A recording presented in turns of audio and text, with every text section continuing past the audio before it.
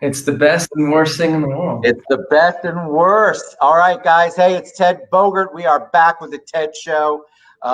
Amongst some technical difficulties, probably all Ted. Very excited to have Matt Koerner on the show. We're going to What's talk going to Matt. We're going to talk about his music. We're going to talk about things like mashed potatoes and holidays and all sorts of fun stuff and a trick shot, but you have to share all of that with me. But on? I am excited to have you. Welcome, Matt.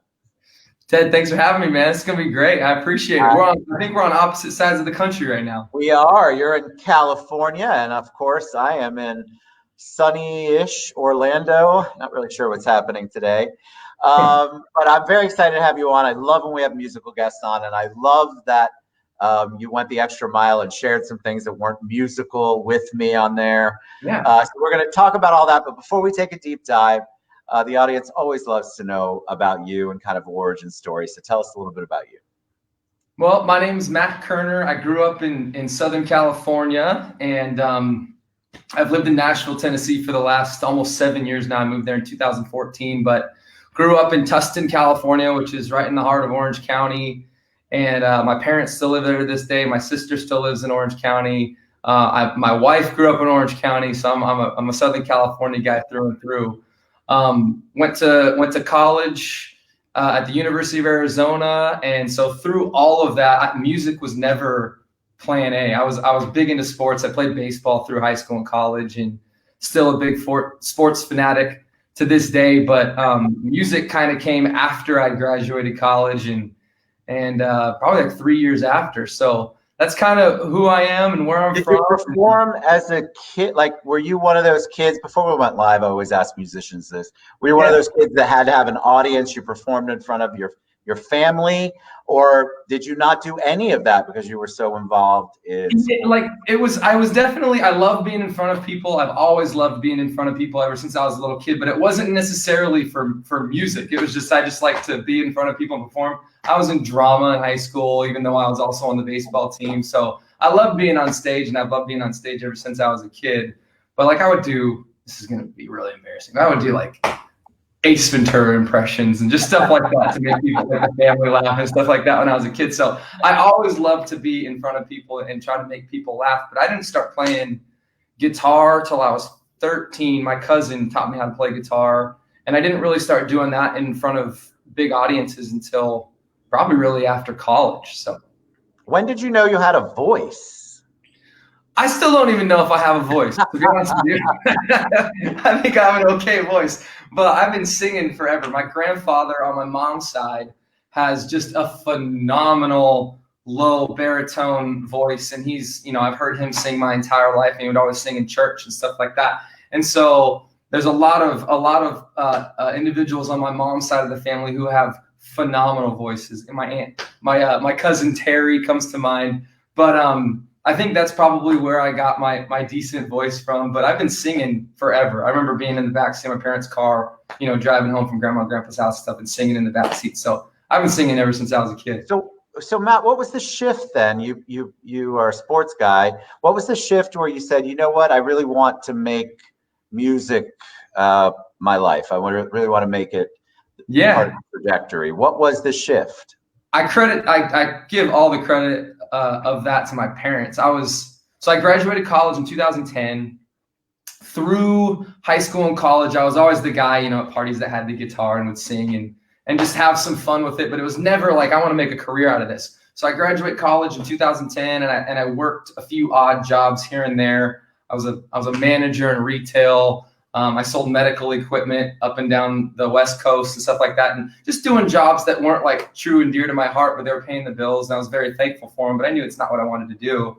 And about 2013, 2014, I started playing local gigs for fun around Orange County. And about a year of that went by, and my mom and dad, amongst other people, but my mom and dad were like, you need to move to Nashville and give this a shot. And so the January of 2014, I packed my truck up and drove 2,000 miles to Nashville, and I've been doing it for 7 years, and I don't do anything else besides music. So I'm very, very thankful that my parents, gave me.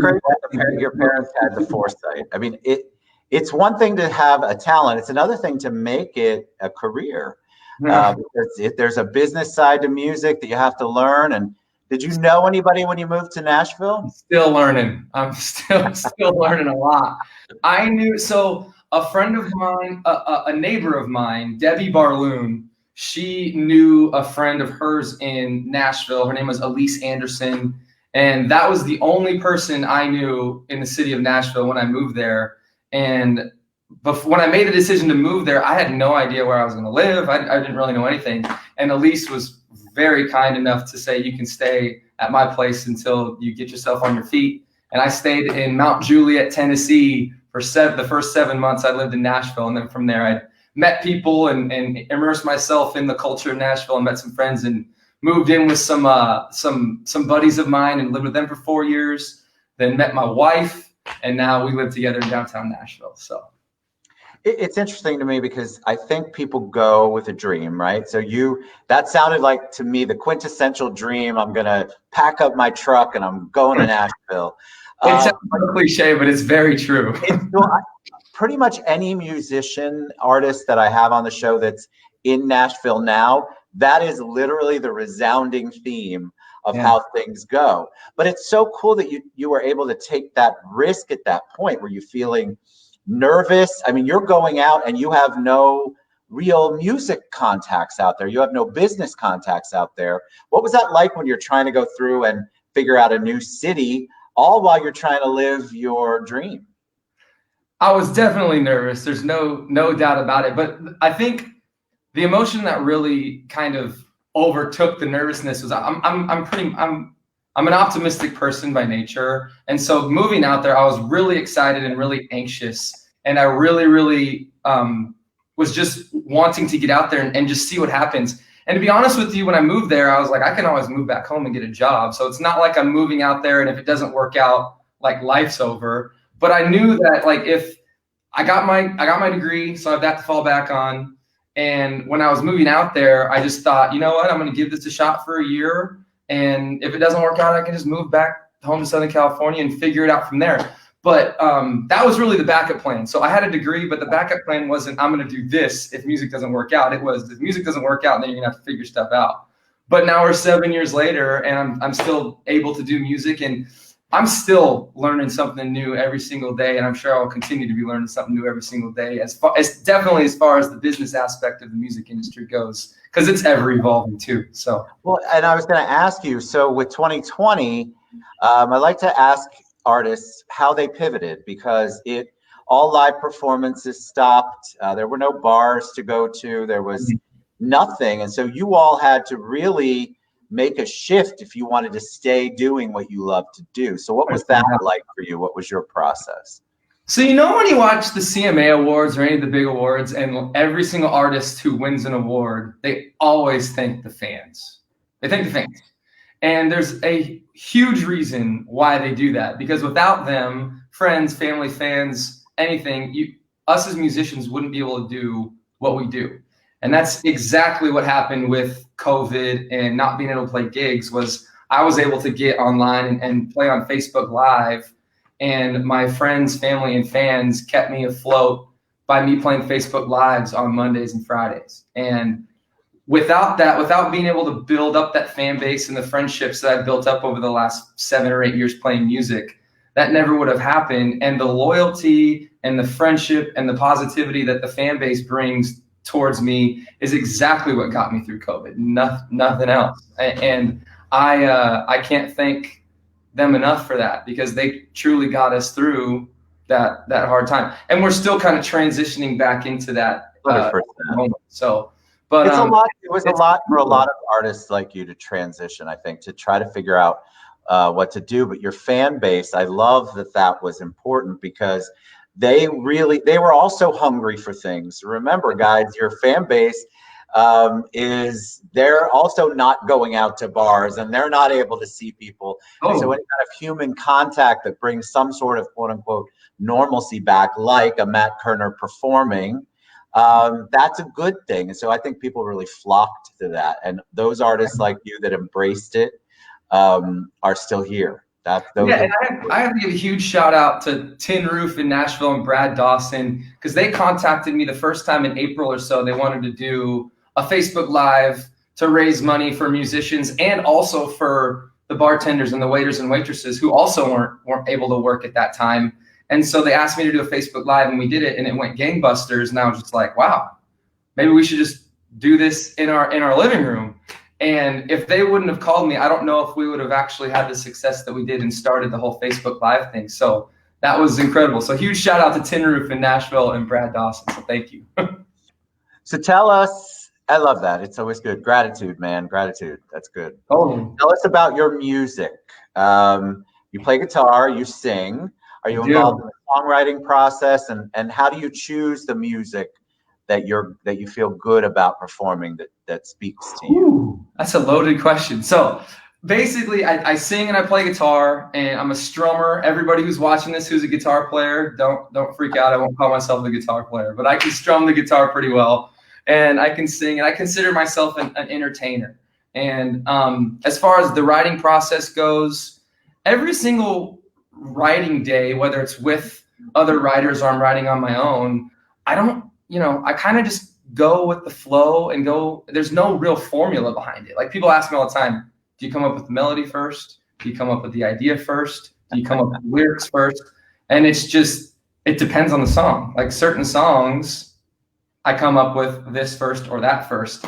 And so there's not just a blueprint on how to do it. But I will say this, getting into a room with people and writing a song, there's no better feeling than having an idea, and within 2, 3, 4 hours, you've written a product and a song, and it's something that you created. And it's a really, really cool feeling. And an even better feeling is when you play it out for people and they enjoy it. It truly is an amazing feeling.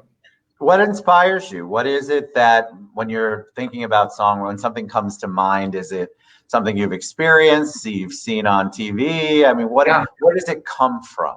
So a lot of different things that inspire me. First and foremost, my lovely wife inspires me all the time. I absolutely love being able to write songs about her and the journey that we've been through. We got married in 2018, but we were dating since 2015, and we went through.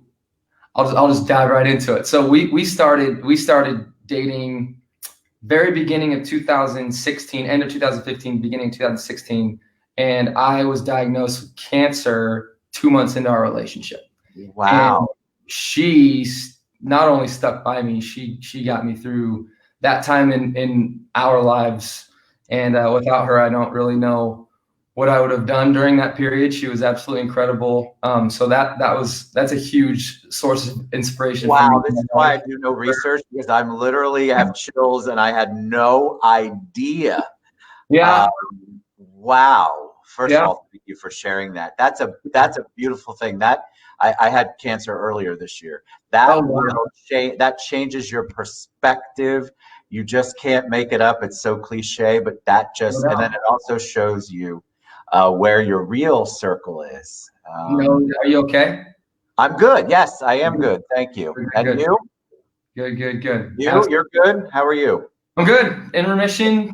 We actually the 5-year mark, which is kind of the that's a big deal. Big deal. We're getting there June 3rd of 21. So we'll get there, baby. We'll definitely get there. But to your point about, really, really knowing who your inner circle is. Obviously, cancer can be a very, very ugly thing, but my experience with it brought out the absolute best in a lot of people, and the outpouring of support I received during that time period, I will never forget it. And I thank people for that. I actually kind of equate that time to music too. And the fact that going through that my cancer experience took a village of people to get me through that. There's no doubt about it.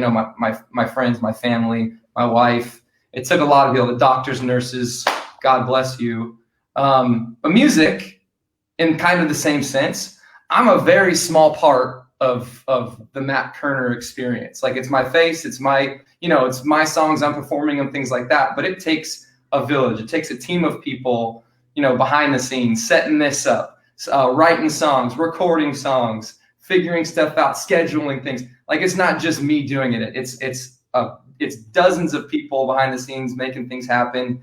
And then it all comes back to the fans. If we don't have fans who support us, we don't get to do what we do. So thank you. Amazing. All right. So tell us, because my favorite part of the show, well, first of all, you sharing, thank you. My favorite part of the show usually is when I get to hear the artist perform. So tell us what you're going to sing for us. So it's Veterans Day, or tomorrow's Veterans Day, and we just released a song I wrote called Stayed Alive in 45. And it's a song about my grandfather. I actually wrote this the first year I moved to Nashville. And it was actually really cool. I was living in that house in Mount Juliet, actually. So I hadn't been in Nashville for more than 6 months. And I couldn't fall asleep one night. And I just grabbed my guitar in the pitch black in my room. And I started kind of just strumming along on the guitar and came up with a melody. And this song just flowed out of me. And my grandpa was a World War II vet. And when I was a kid, I would always ask him about his experience in World War II. And it's something he didn't want to talk about. But I was like 8 years old. So I didn't understand why he didn't want to talk about it. So I kept asking him and pestering him about it. And one day he sat me down at his dinner table and talked to me for 3 hours about his experience in World War II. And it's a day I'll never forget. So the song is about one of the stories that he told me. He was 18 years old when he was sent over to southern Germany to fight. And he and 30 men were running along a riverside. They're being chased by a German battalion that outnumbered them pretty heavily. They came to a fork in the river. On the right-hand side, a bridge crossed over the river, and Grandpa's sergeant stopped the 30 men and picked 5 of them to stay back at the bridge so that when the German battalion caught up, those 5 would slow them down for as long as they could so the other 25 could run off and get away. And Grandpa was one of those 5 chosen to stay back at the bridge, and he made it through, and at the end of the song, you find out how he made it through. Wow. Yeah. Okay, this is another reason why I go off camera, because I don't want to cry in the middle of your performance. All right, Koerner, you're on, brother. All right, let's go. Everybody watching, thanks for tuning in. Hope you guys are having a good morning or early afternoon, wherever you're in. This song's called Stayed Alive in 45. Hope you guys like it. Here we go.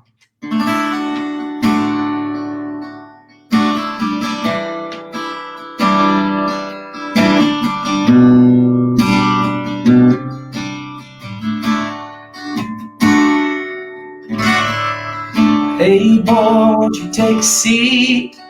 Grandma'll fix you something to eat. Got a few things I'd like to say.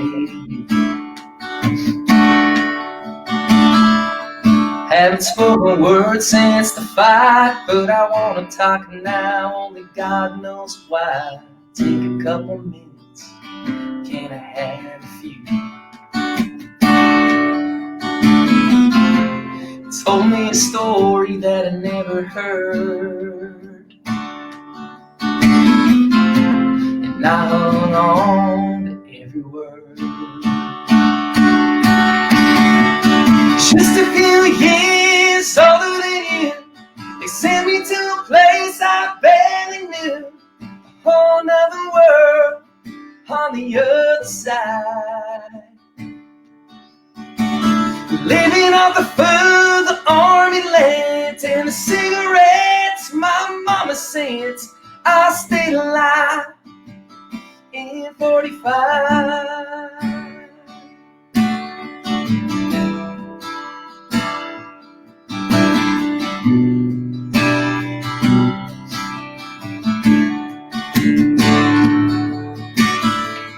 Along the riverside we were running.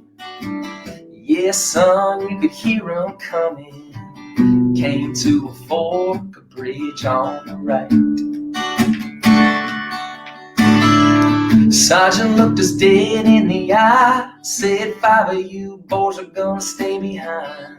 Slow 'em down so we can run into the night. I heard my name and I started to shake. For my brothers to live, yeah, I know what it's gonna take. So we hunkered on in and I said a prayer. Talked to God like He was standing right there. I got so much to do before I die. always say there's a greater plan, but I swear to you I'll be a better man if I stay alive in 45. Well, I've seen the sights and I've heard the sounds of a lot of good men dropping hit the ground, but I ain't going out like that. There ain't no way, 'cause it's not my day. It's not my day.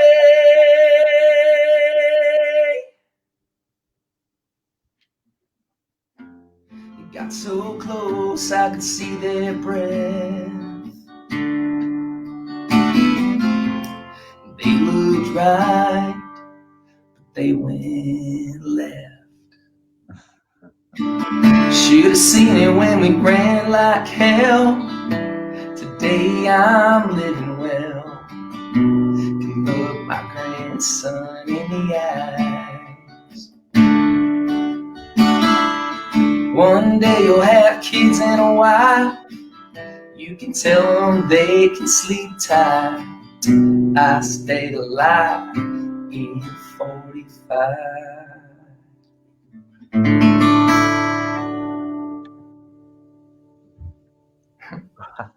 That was so good. They went left.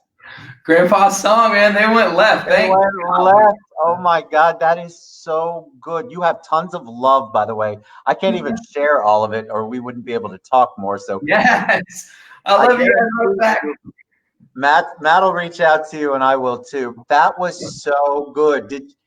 Do you get emotional when you sing that song? Like I could feel I felt like there was so much emotion in that, and I imagine you must think of your grandfather every single time. Totally. I think about my grandfather and my grandmother every single time I think about that song, or think about every single time I play that song. Definitely, I get more emotional and more excited. Really, when the cool thing about that song, I've been playing it for 5-6 years now, and even though it's a song about my grandfather, I can't tell you how many people have come up to me after listening to me play that song and say, that reminds me of my grandpa or my dad or my cousin, or it reminds people of their own experience in that. And I think that really is the power behind that song. And when I wrote it, obviously I never expected that. I knew when I wrote it, I was very emotional because it was about my grandfather, and to see people get emotional because it reminds them of their own experience makes that song even that much more special.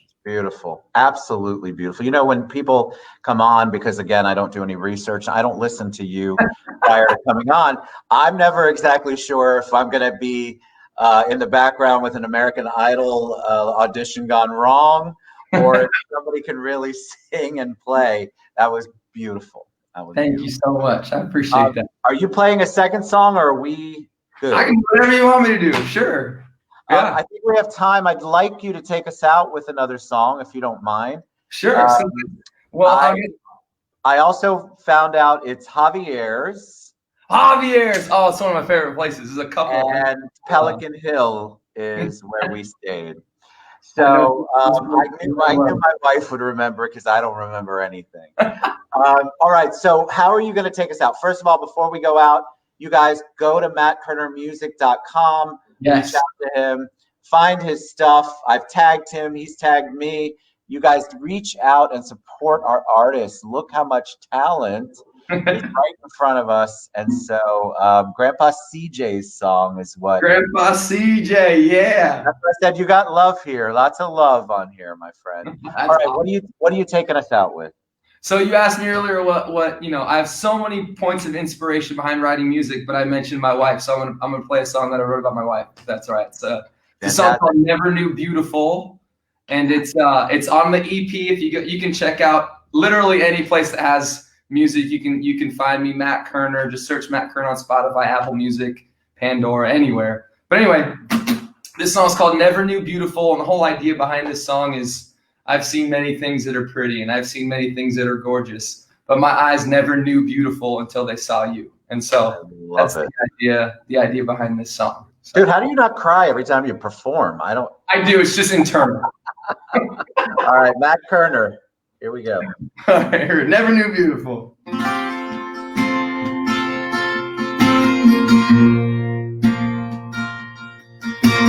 I've seen many things I thought were pretty. Skyline from a rooftop in New York City. Smokies and the Rockies, they both hit me. I've seen many things I thought were pretty. Yeah. I've seen the sunset on a beach in California. I've seen the Black Hills covered in snow in South Dakota. I've even seen a shooting star a time or two. But my eyes never knew beautiful till they saw you. I've seen many things I thought were gorgeous. Yeah. Dark blue painted nights and neon mornings. Grandeur of the trees in the redwood forest. I've seen many things I thought were gorgeous. I've seen the glow of the northern lights up in Alaska. I've seen the foliage change of color down in Alabama. I've even looked down on the Grand Canyon view. My eyes never knew beautiful till they saw you. That's right.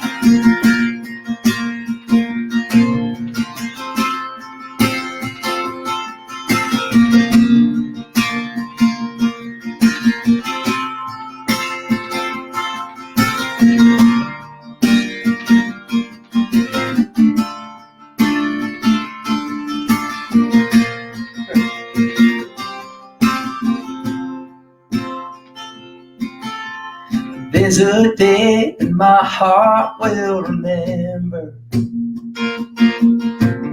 ocean breeze in the sunlight in mid-December.